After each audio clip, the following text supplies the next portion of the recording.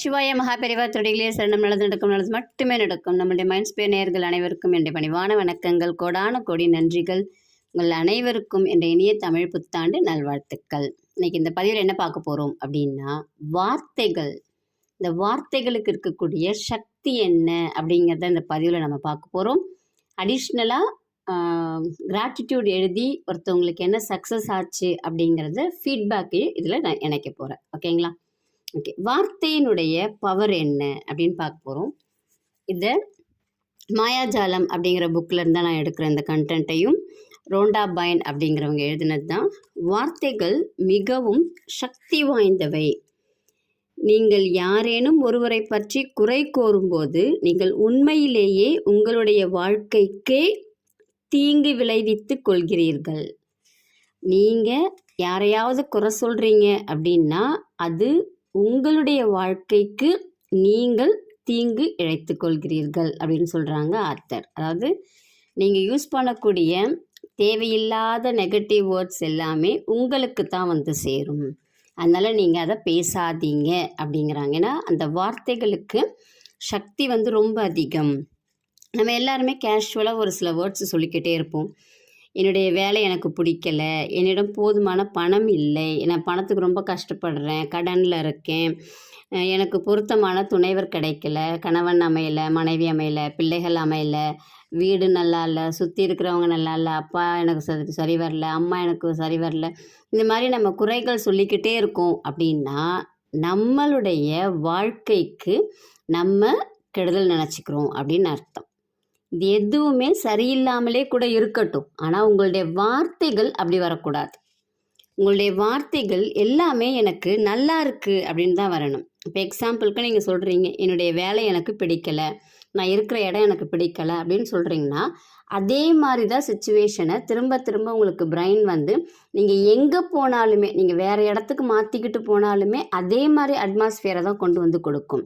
அப்போ நீங்கள் என்ன செய்யணும்? கான்ஷியஸாக என் வேலையை நான் நேசிக்கிறேன், என் வேலை எனக்கு ரொம்ப பிடிக்கும், நான் வேலைக்கு போகிற இடம் ஃபுல்லாகவே எனக்கு ரொம்ப மரியாதைக்குரியதாக இருக்குது, எனக்கு ரொம்ப சந்தோஷமாக இருக்குது, எல்லாருமே என்கிட்ட அன்பாக இருக்காங்க. இந்த மாதிரி வார்த்தைகளை நீங்கள் சொல்ல சொல்ல வேற எங்கேயாவது நீங்கள் மாறி போகிறீங்க அப்படின்னாலும் அந்த மாதிரி ஒரு இடத்தை உங்களுடைய மூளை உங்களுக்கு காட்டும்.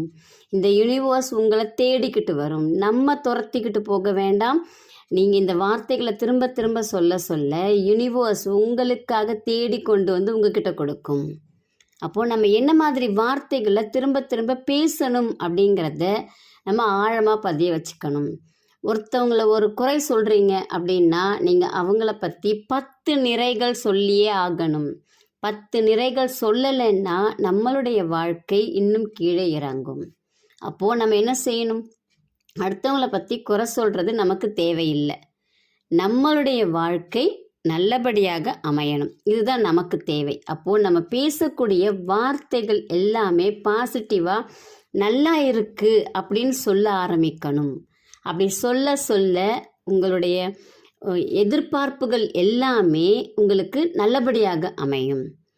இந்த பிரெயின் கிட்ட இருக்கக்கூடிய ஒரு சின்ன ஒரு தப்பு என்னன்னு கேட்டிங்கன்னா, நீங்கள் எமோஷன் ஆகி வேர்ட்ஸு சொல்கிறீங்கன்னா அதுதான் உண்மை, அதுதான் உங்களுக்கு பிடிச்சதுன்னு நினச்சிக்கிட்டு அதுலேருந்து உங்களை வெளியில் வரவே விடாது.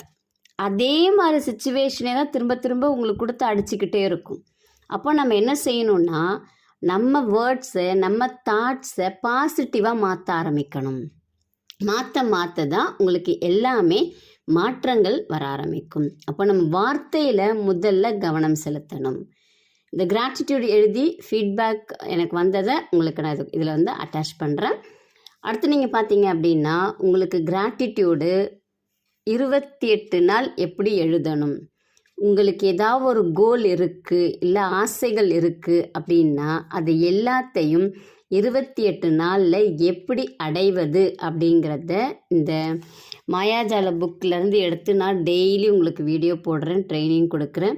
உங்களுக்கு அதில் இன்ட்ரெஸ்ட் இருக்குது அப்படின்னா கமெண்ட்டில் இன்ட்ரெஸ்ட் அப்படின்னு போடுங்க. நான் டெய்லி உங்களுக்கு சொல்கிறேன். உங்களுடைய கனவு, உங்களுடைய ஆசை, உங்களுடைய தேவை எல்லாமே நியாயமானதாக இருக்கணும். எல்லாமே 28 நாட்களில் உங்களுடைய கனவு நினைவாவதற்கு இந்த பிரபஞ்சம் என்னை உங்களுக்கு கொடுத்திருக்கிறது. அப்போது கண்டிப்பாக அந்த நீங்கள் ப்ராக்டிஸ் பண்ணிங்கன்னா 28 நாளில் நீங்கள் இப்போ இருக்கிறத விட பன்மடங்கு எப்படி ஆரோக்கியத்தில், உங்களுடைய தொழிலில், உங்களுடைய வேலையில், உங்களுடைய பணத்தில், செல்வாக்கில், புகழில் எல்லாத்துலேயுமே மாறி இருப்பீங்க. இது கேரண்டி. உங்களுக்கு தேவைன்னா நான் செய்வேன். நன்றி, வணக்கம், நல்லதே நடக்கும். Hello, good morning to all. நான் என் பேர் லதா. நான் மேமோட கைடன்ஸில் தான் கிராட்டிடியூட் ப்ராக்டிஸ் பண்ணேன். ஆக்சுவலி நான் பிஹெச்டி பண்ணிகிட்ருக்கேன் ஒரு ரெப்யூட்டட் கன்சர்னில். பட் எனக்கும் கைடுக்கும் சில மிஸ் அண்டர்ஸ்டாண்டிங்ஸ் இருந்தது. ஸோ எவ்வளவோ கன்வின்ஸ் பண்ணியும் ட்ரை பண்ணியும் சார் அண்டர்ஸ்டாண்ட் பண்ணிக்கல. ஸோ அந்த மாதிரி ப்ராப்ளம் இருந்தப்போ நான் மேம் கிட்ட சொல்லியிருந்தேன். மேம் ஜஸ்ட்டு நீ தேங்க் மட்டும் பண்ணு சாருக்கு, இன்ஸ்டியூட்டுக்கு, டெஃபினெட்லி கைட் சேஞ்ச் கிடைக்கும். பிகாஸ் நான் அப்ளை பண்ணியிருந்தேன், கைட் சேஞ்சுக்காக எக்ஸ்பெக்ட் பண்ணியிருந்தேன். இல்லைனா ஸ்டடீஸை ட்ராப் அவுட் தான் பண்ணணுன்ற சிச்சுவேஷன் இருந்தது. மேம் கிராட்டிடியூட் எக்ஸ்ப்ரெஸ் பண்ண சொல்லியிருந்தாங்க சாருக்கு. ஸோ எதையுமே ஸ்கோல்டிங்ஸு அந்த மாதிரி எல்லாம் நெகட்டிவ் எல்லாம் கிவ் அப் பண்ணிவிட்டு just I started thanking sir. அந்த ஒரு 3 monthஸில் ஒரு ரிவ்யூ ஆர்டிக்கல் எழுத வேண்டியது. நான் அதில் ஃபுல்லாக கான்சென்ட்ரேட் பண்ணி தேங்க்ஸ் மட்டும்தான் சாருக்கு சொல்லியிருந்தேன். ஸோ ஒரு பீரியட் ஆஃப் டைம் எனக்கு அது ஃபார்மலாக அங்கே பண்ண வேண்டிய ப்ராசஸும் எனக்கு குவிக்காக நடந்துச்சு. அதனால் எனக்கு கைட் சேஞ்சும் எனக்கு ஈஸியாக எனக்கு கிடச்சிருச்சு. ஸோ நம்ம ஒரு விஷயத்த கர்சிங்ஸ் இல்லாமல், ஒரு கம்ப்ளைண்டிங் இல்லாமல் ஸ்ட்ராங்காக நம்ம அந்த பர்சனுக்கு ரெகுலராக தேங்க் பண்ணிகிட்டு இருந்தோன்னா கண்டிப்பாக நம்மளுக்கான ஒரு பாசிட்டிவான அவுட்கம் இந்த யூனிவர்ஸ் கொடுக்குன்றது இட்ஸ் டேம் ட்ரூ. அது மேம் தான் எனக்கு கொஞ்சம் ப்ராக்டிக்கலாக புரிய வச்சாங்க. So thank you ma'am, thank you so much for your guidance.